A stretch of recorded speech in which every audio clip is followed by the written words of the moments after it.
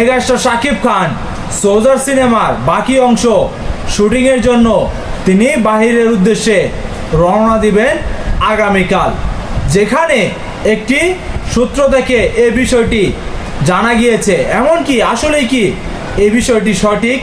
আমার মতে হতেও পারে। কেন? মেগাস্টার শাকিব খানের সোলজার সিনেমার শুটিংয়ের কথা তিনি আরও আগে বলেছিলেন, এমনকি এটি হয়তো বাস্তব, এমনকি তিনি বাহিরে চলে যাবেন। কারণ যেখানে শাকিব খানের সোলজার সিনেমার শুটিং যেই শেষ দৃশ্যটি আছে সেটি বাহিরেই হবে। এই কারণে মেগাস্টার শাকিব খান সোলজার সিনেমার লুক ধারণ করেছেন, এমনকি তাকে দেখতে বেশ অসাধারণ লাগছে। আসলেই যেখানে মেগাস্টার শাকিব খানের সোলজার সিনেমা দেখার জন্য সকলে অপেক্ষায়, এখন এই শুটিংয়ের শেষ অংশে কোন ধরনের শ্যুট চলবে তা সকলকেই ভাবাচ্ছে।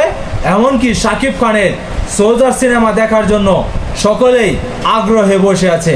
আসলে সোলজার সিনেমা আমাদের এক নতুন ধারা, একটি গল্প, এমনকি শাকিব খানের নতুন এক ক্যারেক্টারে আমরা দেখতে পারবো তাকে। আসলে যেই ক্যারেক্টারে মেগাস্টার শাকিব খানকে কখনোই দেখা যায়নি, সেই ক্যারেক্টারেই আমরা দেখতে পারবো সোলজার সিনেমাতে।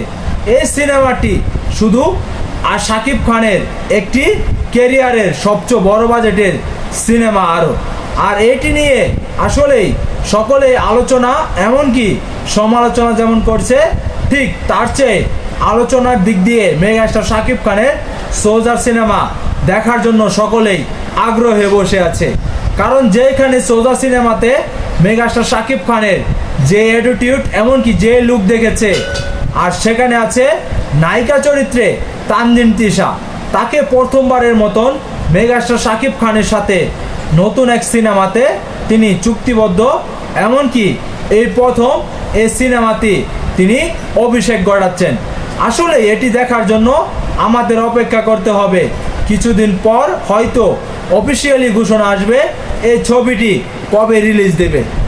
আশা করি আপনারা বুঝতে পেরেছেন।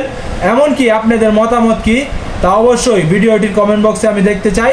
এমনকি ভিডিওটি যদি ভালো লেগে থাকে পেজটিকে ফলো দিয়ে আমার সাথেই থাকবেন। ধন্যবাদ সবাইকে।